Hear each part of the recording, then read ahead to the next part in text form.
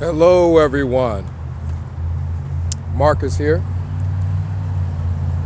Watchtower's involvement in spirit channeling is something that I understand people find hard to swallow. As a matter of fact, that's one of the reasons why people are so hesitant to bring the truth to light. Oftentimes, truth is stranger than fiction. Oftentimes, because people believe things that are easy to swallow, easy to believe. I think that society has us almost programmed to only accept things that are made palatable, only accept things that are spoken in a politically correct manner. That when someone brings some raw truth, they end up getting attacked oftentimes. I was aware of all this. This is why it took as long as it did before I began doing videos on the topic. However, in the first video, you guys were read scripture showing Watchtower's view of the term Bethel. House of God. What is the house of God? The vessel of God. Or you look in scripture and Bethel is mentioned several times. Multiple occasions, Bethel is a place where seemingly supernatural things happen. Jacob's ladder.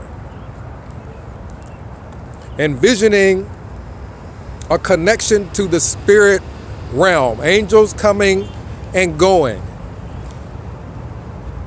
Other places in the Bible.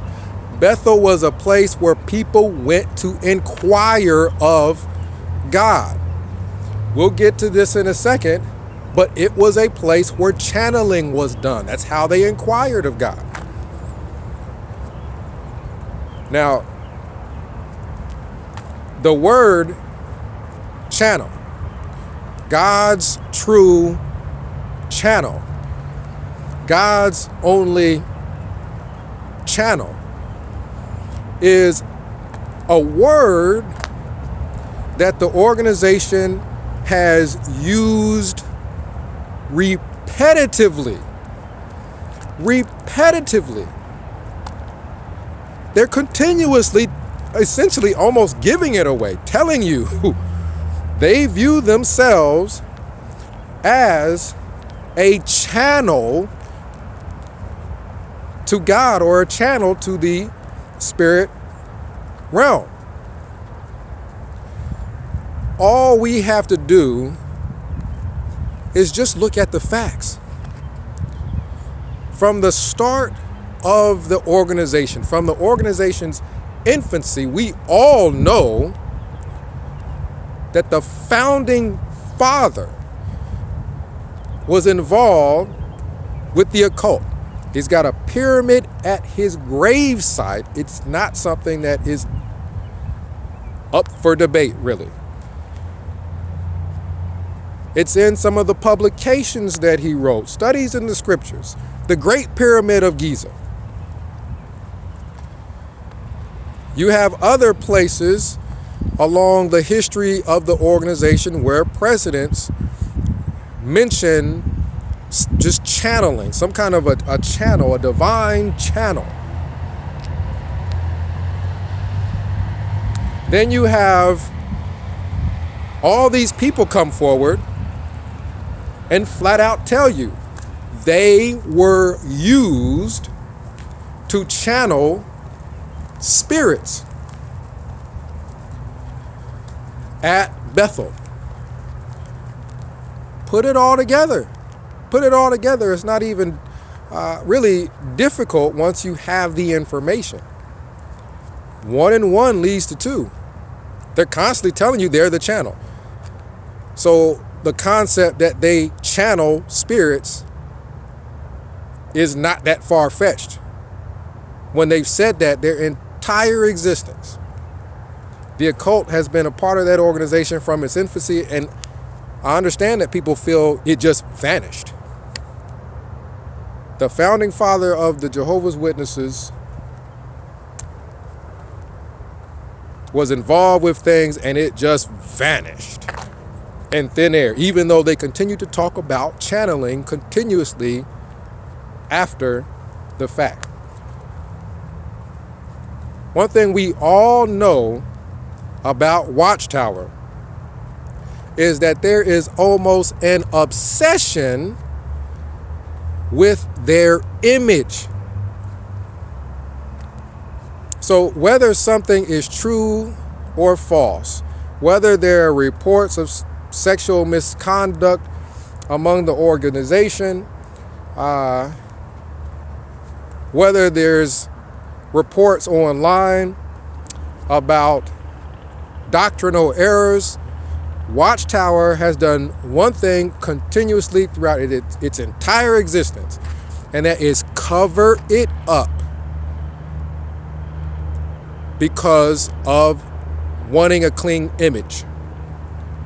The whole concept of saying anything that will bring negative attention brings reproach on God. All of us are aware of that. That's virtually Watchtower doctrine. You cannot make them look bad. They don't want to look bad. So they've been involved with spirit channeling, flat out telling everybody that they're the one true channel. Why haven't they come forward and made it more plain? Because of how it would look, and Watchtower is obsessed with its image, is it not?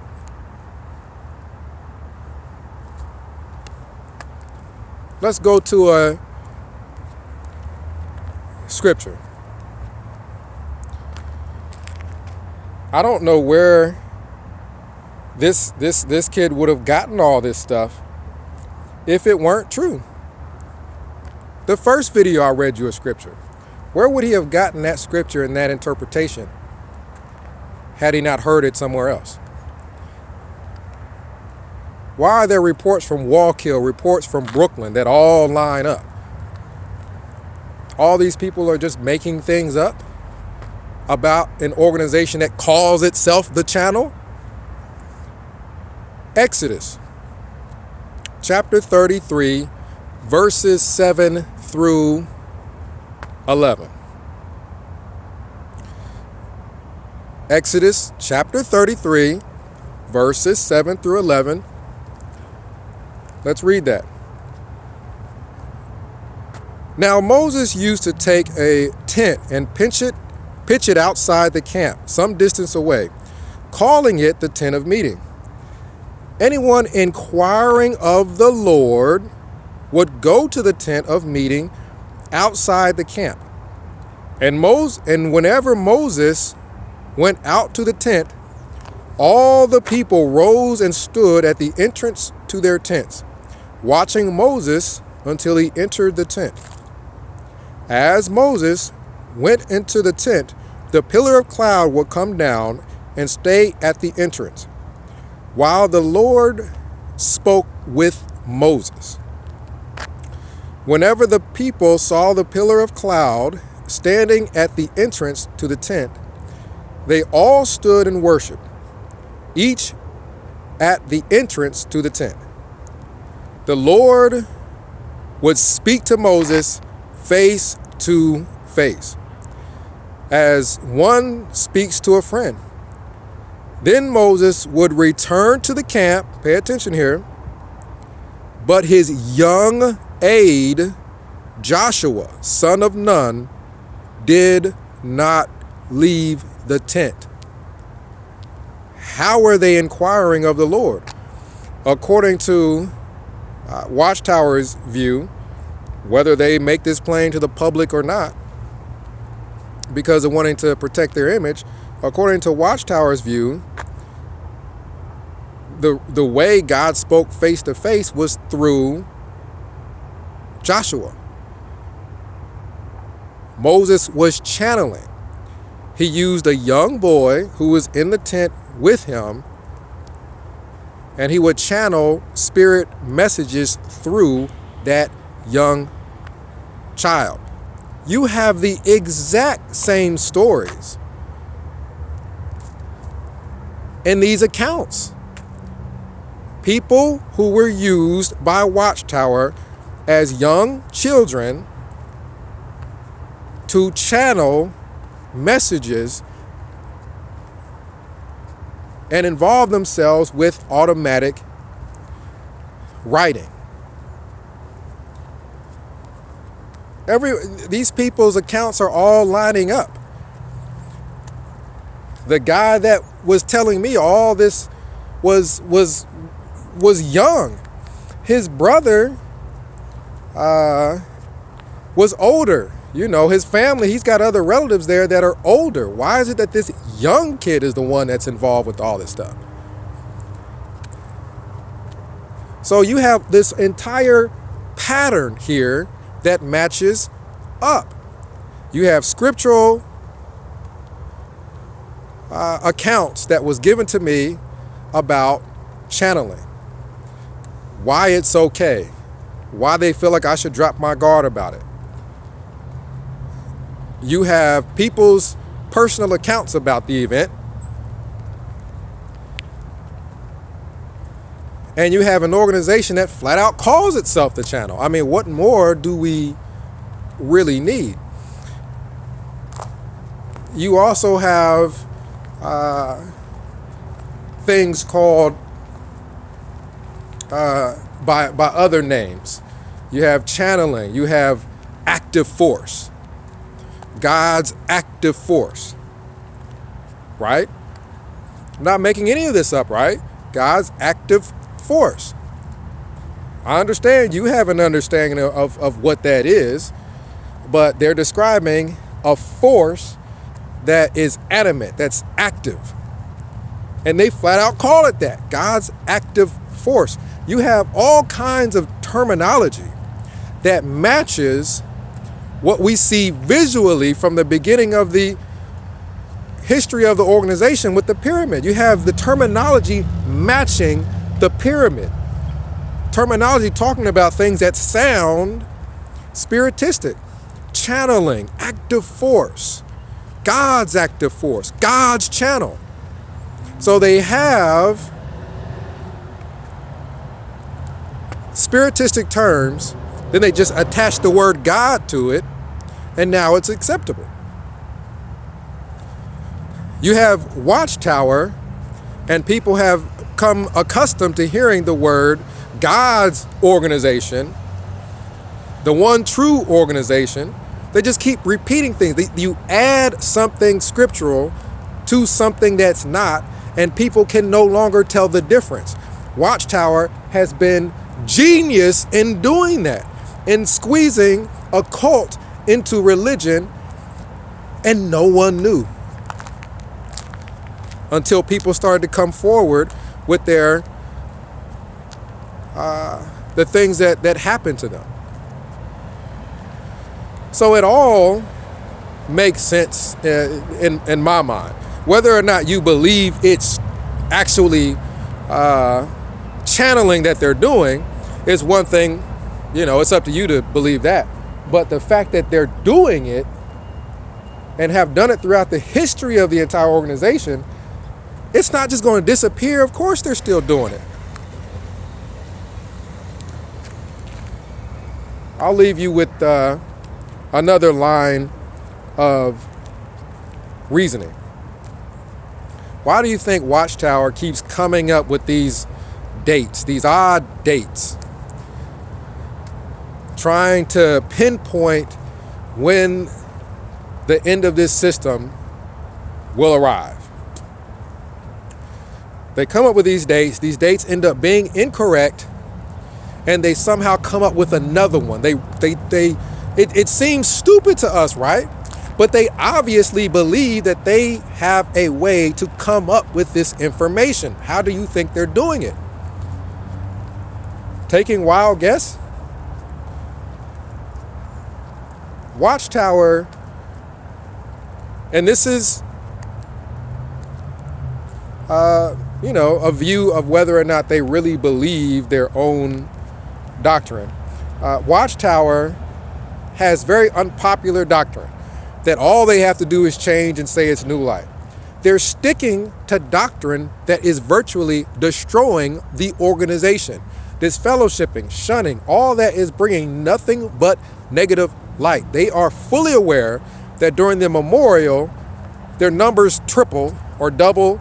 I understand there's number Nazis out there that want everything specific, but their numbers go up. But then after that, those numbers go down. They are aware that because of their teaching, their doctrine, they're shooting themselves in the foot member-wise. It makes no sense business-wise for them to hold on to doctrine, for them to hold on to this 1914 thing. It makes no sense at all. Comment down below if you think it makes sense for Watchtower to hold on to doctrines that make them look foolish. 1914, the whole generation, connected generations, or overlapping generations. It sounds stupid. Why would they come up with that if they don't actually believe it? Come up with something stupid to make yourself look like an idiot if you don't believe it. How do you think they come up with overlapping generations? They just made it up. Well, if they were going to make something up, they would have just made up something that made sense, right? You're going to make up a lie that makes no sense. So they believe their own stuff, their own doctrines and what have you. And how do you know? Because they hold on to doctrines that are stupid. So if they're getting all these things through channeling, and they've been channeling all these years, a lot of everything that we see, a lot of this stuff makes sense. Why is Watchtower the dumbest religion on earth? You can find something wrong with virtually all their doctrines. Well, how are they getting this stuff? They flat out tell you almost that they're channeling. Another thing to keep in mind is that according to Watchtower, faithful and discreet slave class is supposed to give the organization its proper food at the proper time.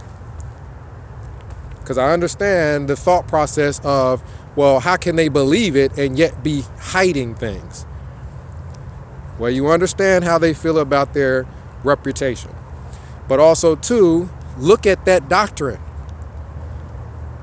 The governing body, the faithful and discreet slave class, is to give proper food at the proper time. They simply can just not believe that it is the proper time to give this type of information to the rank and file. And by doing that, give it to the rest of the world. They may feel it's proper for the anointed to have this food, but not proper for the other sheep.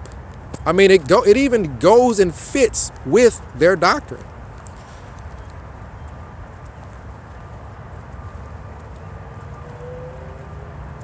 Just let all this sink in. Look at some of the scenery while this all sinks in.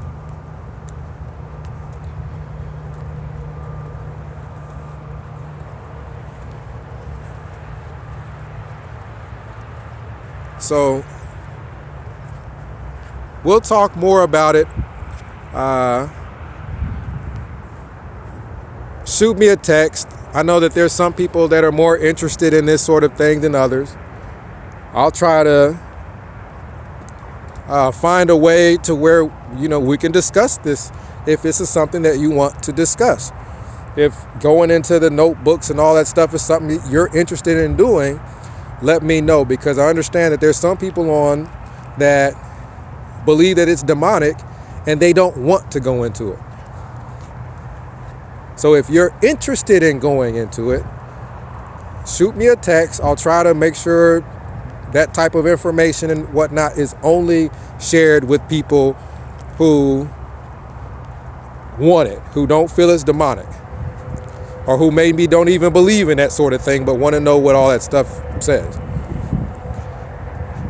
937-889-4029. If you're from another country, Mexico or wherever, and you want to try to get in contact with me, I got Skype. You should be able to find me under Marcus Vaughn. My number, I use my number on my Skype, 937-789-4029. A nice way of getting in contact without having a big phone bill. And this is ex-Wallkill Bethelite signing out.